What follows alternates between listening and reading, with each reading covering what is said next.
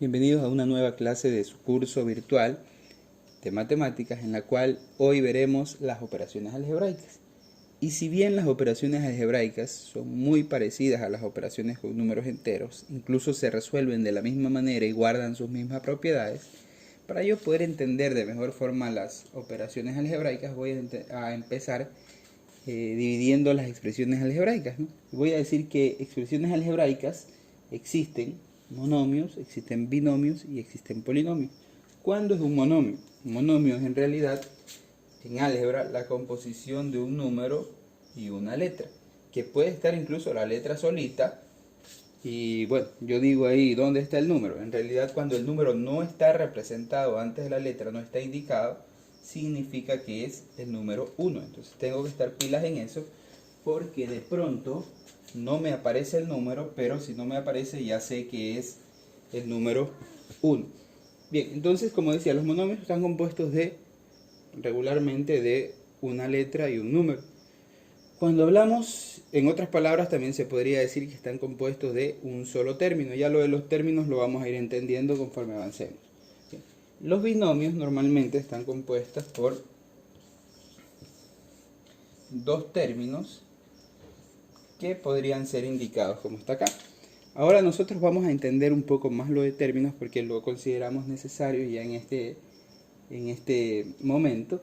Bien, entonces para entender los términos, normalmente los términos de las expresiones algebraicas,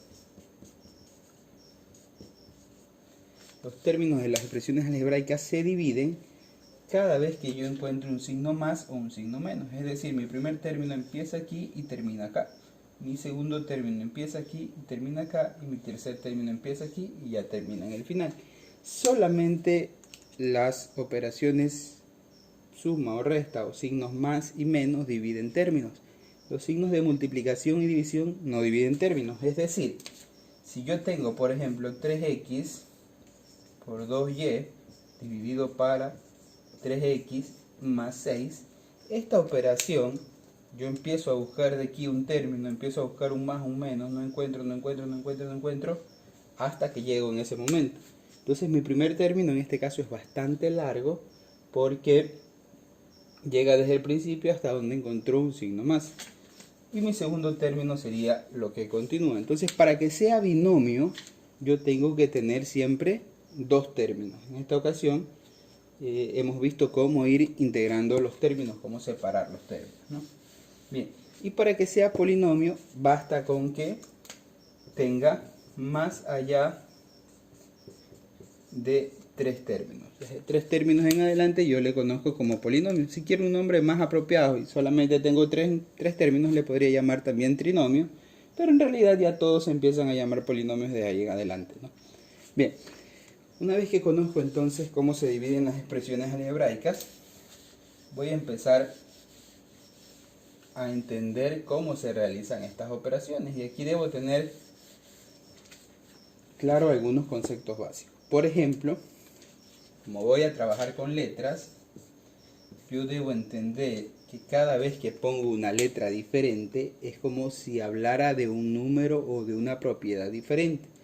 Por ejemplo, si yo digo A al azar, yo podría imaginariamente decir que A le voy a llamar a las manzanas, B le voy a llamar a las uvas y C le voy a llamar a las piñas. Entonces, si en algún momento yo tengo que hacer operaciones con estas letras, voy a tener que mucho cuidado, porque yo no puedo, por ejemplo, sumar manzanas con uvas, no lo puedo hacer. Entonces eso tengo que estar con cuidado. Si en algún momento a mí me aparece, por ejemplo, 2a más 3b, yo diría que tengo 2 manzanas más 3 uvas y no las puedo sumar y hacerlas una sola, ¿no? Entonces yo tendría que decir que hay igualmente 2 manzanas y 3 uvas. Esto no se puede sumar porque son letras distintas. ¿Qué también debo entender yo? Que de pronto no me aparecen letras distintas, sino la misma letra, pero con diferente exponente. Para sumar, yo no puedo sumar esta A que no tiene exponente, significa que está el 1, esta A que sí tiene un 3 y esta A que tiene un 5. Una vez que ya son diferentes en algo, no pueden ser sumadas ni restadas entre sí.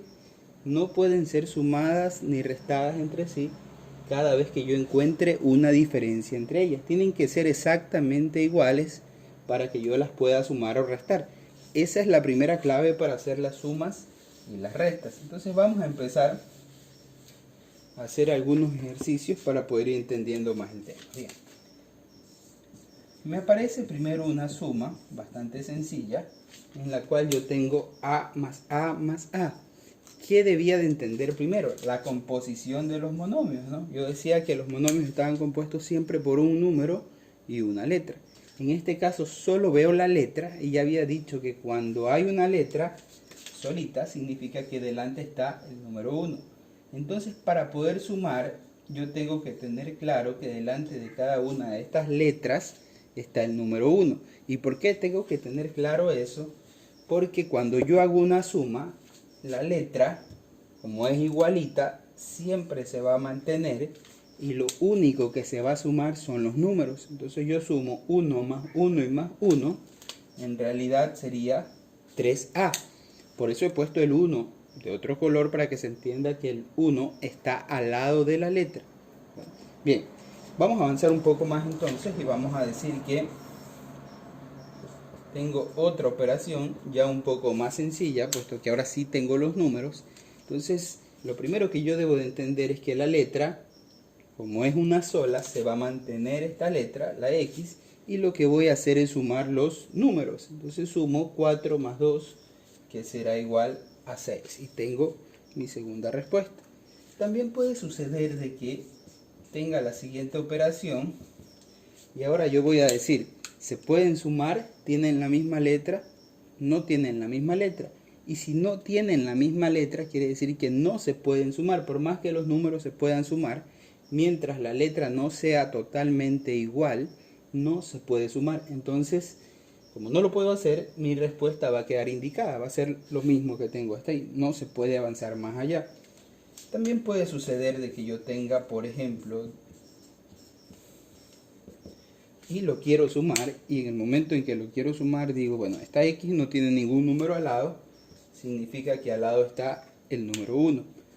Voy a sumar entonces los números porque la letra es totalmente igual. Mírese que es la misma X y que ambas están elevadas al cuadrado. Si una de ellas estuviera elevada a otra potencia, no se puede hacer. Están elevadas a la misma potencia, sí lo podemos hacer. Entonces sumamos 1 más 2 es igual a 3. Y como las letras son iguales, simplemente la paso. Bien, tenemos una última operación de suma en la cual vamos a decir x cuadrado más x, y las letras hasta el momento de la x son iguales, pero me voy a dar cuenta que una está elevada al cuadrado y la otra no. Como no son totalmente iguales, no se pueden sumar y mi respuesta queda indicada. Vamos a avanzar un poco más, vamos a hacer unas cuantas restas también para poder practicar y entender bien los ejercicios. Bien, vamos a decir ahora que para restar tenemos la siguiente operación. Y como trabajamos igual, como si fuera una operación con números enteros, lo que hago es ver primero si la letra es totalmente igual, y como sí lo es, simplemente la mantengo. Y los números se restan. 6 menos 3 es igual a 3. Solucionado el asunto. Por otro lado, podría tener la siguiente operación. Y de igual manera, las letras son totalmente iguales. Solo la paso. Y trabajo en realidad con los números. ¿Qué me voy a dar cuenta con los números? Que tengo el 5 positivo y el 8 negativo. Signos distintos siempre se restan. Y como se restan, y en este caso yo siempre pongo el mayor adelante y el menor abajo. 8 menos 5 es igual a 3, pongo ese 3 ahí, pero debo de recordar que el signo que acompaña a la respuesta siempre es el del número mayor. Entre el 5 y el 8, el mayor es el 8, tiene signo negativo y la respuesta va a ser negativa en ese caso. ¿Qué tal si tenemos el siguiente ejercicio? 5x cuadrado menos 3x. Si tenemos el siguiente ejercicio, lo primero que yo debo hacer, al igual que en la suma, es verificar que la letra sea totalmente igual. Mientras ambas son x, hasta ahí son iguales. Luego me doy cuenta que una de ellas está elevada al cuadrado y que la otra no está elevada al cuadrado. Al no ser iguales, tampoco se pueden restar, no se pueden sumar ni restar y la respuesta queda siendo la misma. También puede suceder de que yo tenga una resta de esta manera, 3a menos 3b, y comparo las letras y aquí es mucho más fácil darme cuenta que las letras no tienen nada que ver, no se parecen, entonces tampoco se puede hacer. Bien, con esto esperamos que quede entendido la situación de las sumas y de las restas cuando hablamos de operaciones algebraicas. Vamos a pasar un poco más allá y vamos a hablar ahora de la multiplicación. Cuando hablamos de la multiplicación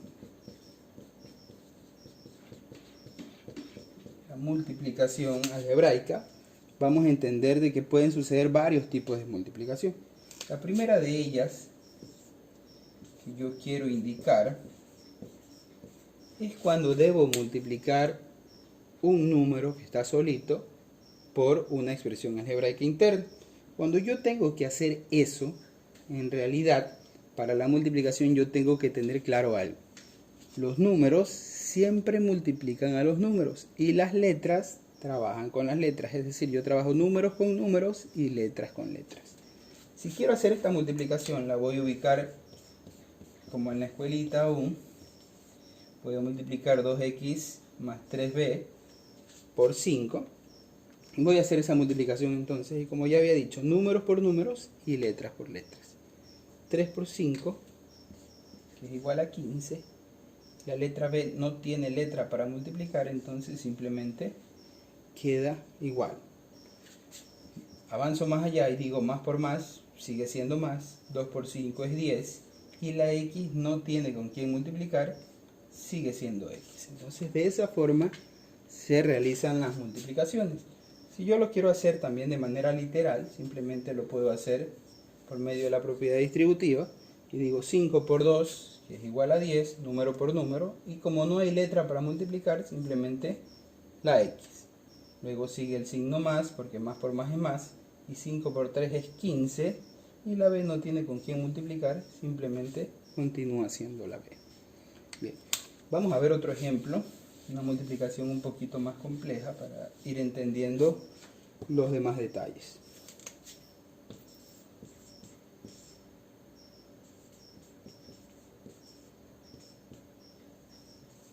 Bien, puede suceder de que yo tenga una multiplicación como aquella, que ya es un poco más grande, y la voy a realizar de la misma manera. 2 más 3b más a por 5a. Que era lo principal que yo quería que usted entienda aquí, que los números se multiplicaban por los números y las letras por las letras. Si yo debo multiplicar letras entre sí, a diferencia de la suma, puede suceder de que yo tenga, por ejemplo, a al cuadrado por a al cubo. Las letras, a pesar de que no tengan el mismo, no sean totalmente iguales, sí se pueden multiplicar. Lo que yo hago en realidad cuando tengo dos letras iguales, tengo elevado a dos potencias distintos, es mantener la letra y sumar sus exponentes. En ese caso sus exponentes son 2 y 3, 2 más 3 es igual a 5. Así se multiplica cuando la letra es igual y los exponentes son distintos. También puede suceder que la letra ni siquiera sea igual, por ejemplo a por b. Y si tengo esa multiplicación, lo único que yo tengo que hacer es a por b, unir a los dos valores, porque no son iguales. Entonces, de esa forma funciona, ¿no? Bien, entonces empiezo a multiplicar. Voy a ver que el 5 no tiene con quién multiplicar, porque no me aparece un número al lado de esta letra. Sin embargo, debo recordar que cuando no me aparece un número, estoy hablando de que está en realidad el 1 ahí adelante, y digo entonces 5 por 1, que va a ser igual a 5. Por otro lado, a por a, si yo multiplico aquí a por a, si ninguna de las a tiene un número exponente, significa que en ambas también está el 1. Mantengo la a y 1 más 1 es igual a 2. Entonces me quedaría a cuadrado. Trabajo la siguiente, más por más, sigue siendo más. 5 por 3 es 15. Y a por b son letras distintas, no las puedo unir, pero las puedo poner juntas, ¿verdad? Bien, luego más por más, sigue siendo más. 2 por 5 es 10. Y la A no tiene con quién multiplicar, simplemente la mantengo. Entonces, de esta forma hemos realizado ya las operaciones principales de manera algebraica, para que ya ustedes puedan entender cómo se trabaja cuando yo tengo letras. Entonces, hasta ahí llegamos con el video de hoy y nos vemos en una próxima clase.